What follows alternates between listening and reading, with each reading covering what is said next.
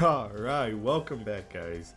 So, the new limited floor, for towers come out for October, and it's TOJI. And this TOJI here is immune to, I think, Gojo's domain expansion. I don't know where it's really written, but you can't use domain expansion for Gojo. You can use it for Megumi, though. And I'm assuming you probably can use it for everyone else, like Mojito and stuff. Just not Gojo's, for just for flavor, I guess. But so this floor is actually really good for INO. Thank God, man. Yes, a floor that's good for INO. It's insane how good this floor is for him. So this is the team I use. These are the recollection bits. I don't think anyone's too surprised by these now. There's certainly, similarities you'll see between my first video recollections and whatnot. But oh my god. So before I get into the run, the reason this or INO's really good for this fight compared to Sukuna is you actually want consistent damage on TOJI because he actually doesn't have that high of a defense. Like he actually takes a lot of damage over time, so you don't really need to nuke him, right? Like there's really no point to nuking if you can just consistently pump out high damage, which is what INO's good for, obviously, because he has no nuking turns. So yes, INO is good. He is back. He is back. And I know INO's good because I was able to do this in 13 turns with some RNG, but not even that crazy with RNG. I think I actually would have had 11 turns, but Combo Whip missed because TOJI can dodge attacks, and Combo missed his ult, which ruined like 2 to 3 mil damage, which would have ended the run a lot shorter. But that's a lot of RNG. You had to have Yaga in the front, and Yaga he will die really quickly. So this one's a lot more consistent. This one takes maybe like, I don't know, 15, 16 turns, maybe even 20. It's really not that bad. I don't think it'll reach 20 unless like you have really bad RNG. But I mean, you can't really you can have bad RNG on any team if they just never hit TOJI for some reason. If TOJI's just the biggest dodger in history, where he dodges like child support, it's not really something you can factor and say is reasonable.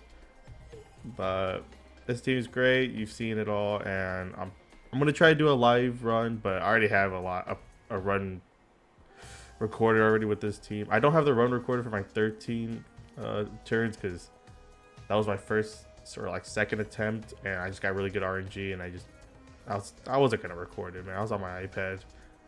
So yeah, let's get into it. I think it's gonna be the first time I do a live commentary gameplay. I don't know if anyone wants it at all. I know some people kind of prefer just the gameplay loop, right, without any talking or anything. I think we could buff, we can debuff, and just set up. So we want Kaito to die here, which is a little bit of RNG if he gets hit, but it shouldn't be too much because he only has to be targeted like twice, and if he doesn't die, it's actually not even that bad anyways. Like it really doesn't kind of impact us, and even if he doesn't die, his ult and his curse energy that he gives with this turn will be really good. So if he lives to turn 4, it probably will be the best thing. Yep, that will legit never run out of curse energy now. That's it. He set us up for forever. I probably didn't have to buff with Momo since I'm doing really taijutsu damage here. Jujutsu. So yeah, you could do that however you want. Of course, we just ult here. We just do this, we do this, we do that. So we ult here, and because this buffs curse techniques, we don't want to use curse techniques until it's our ultimates. Wow. So that's why we're going for physical right now. If you see combo. Oh, nice, perfect. He dies too. Wow, this is really good. He dies, and we can buff. We don't need to heal, and double ult here. Nice. So INO does lose his he loses his buff, you know, from his skill 2 since we don't get to stack it. But you don't really need it. Like, look at this damage, man. It's so good. Insane. And now that we've done this, we are gonna basically be ramping damage. Like, we're gonna be spamming skill 2 as much as we can now and just do as much damage and end the fight as fast as possible. Hopefully Yaga doesn't die for some awful reason. I can't lie. On Kamo, I don't really understand what the skill 2 does. I know the more percentage you have, the bigger the buff is. But, I don't know. It's just me, I guess. It's just a skill issue. I really don't want to read it. Okay, hopefully it does not die. Please don't die. Please do not die, man. Are we bad?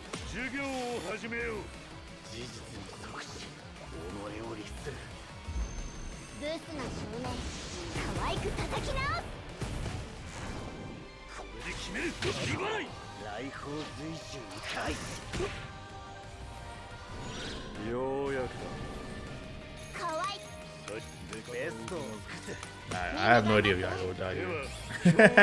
He may die, I don't know. It does kind of suck running him off color, but I mean, what can you do, right? There's no other real buffer for this. So let's see what he does. Nice. Okay. It's not too bad. As long as he doesn't get targeted anymore. Yeah, we should be good because you have no healing. It's really no reason not to.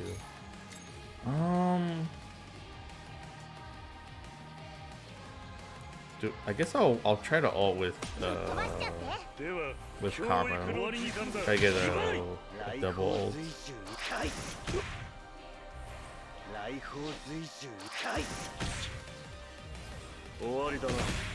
Nice. Okay. So now we gotta choose. Is it worth waiting for? Yes, it is. It's worth trying to get the recollection bit to come back. It is 100% worth it. We're gonna wait for it. Then we can. If Yaga doesn't die after this next turn, we can double support or double ult on both our supports. Nice.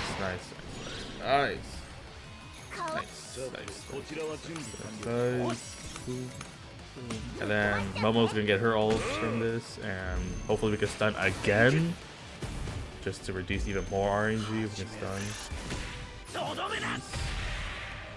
And then we're gonna break. Actually, we're gonna break right here anyways. It does not matter. We're gonna break. So,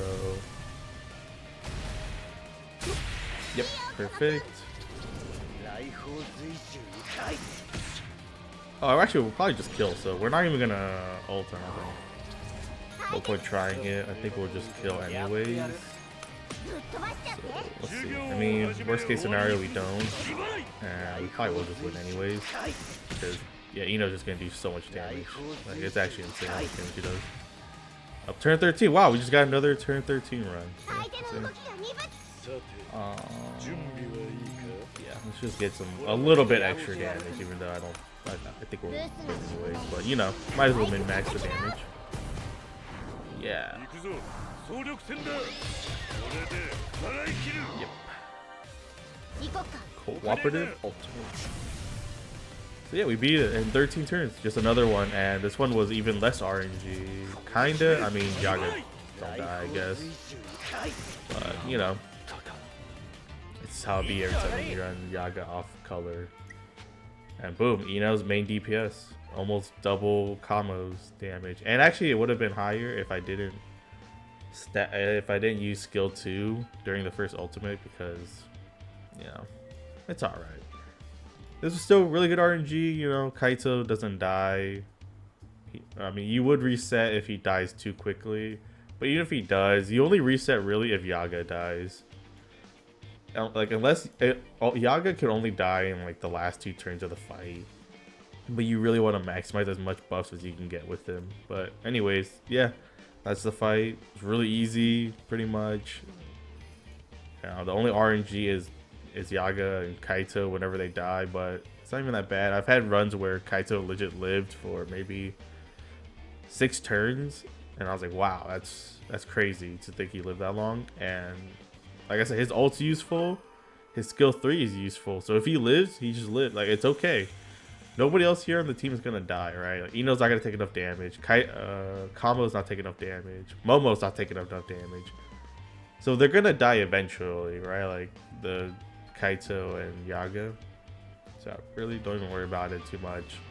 Only reset if Yaga dies like really early into the fight. Like he gets double targeted in a single turn, or the ult and then he gets targeted again.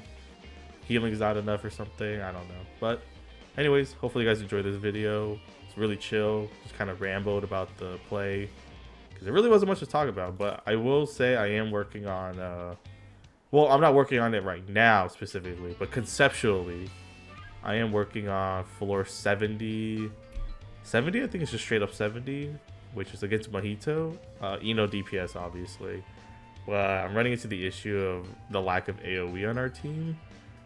Because INO's not AoE. Kamo, skill 3 is AoE, but that's not nearly enough damage to kill those little minions. So I'm kind of hoping I can get Blue Inumaki because his ultimate is AoE. So even if he is single target, you know, like debuff, his AoE would be really helpful. So I can run them together. Right, INO plus Kamo, and then not INO. I mean, yeah, Inumaki, Kamo, and then INO, Shiesty King. So it's on hold right now. I really don't want to run like multiple turns, just fidget with it, and I don't want to do a strat where isn't the main DPS, like maybe running Sukuna, and then INO's there, and then Sukuna like kills the minions, and then he does like a gazillion damage or something, and INO's like behind it. I don't like that, right? INO has to be in the front of damage in my mind. He has to be for the team to be good for me in my brain, because I like INO to be shining beacon. Yes, but it's not coming out anytime soon. Even this video, I was late to the first floor. I know everybody likes to beat this limited floor in like the first minute it comes out, but hey, if you have INO, this fight's really easy. It's actually really way better than Sukuna. Like, it's actually crazy how good this fight is for INO, but they probably made it for him since it's a limited floor and INO came out and all that stuff. Anyways, bye bye.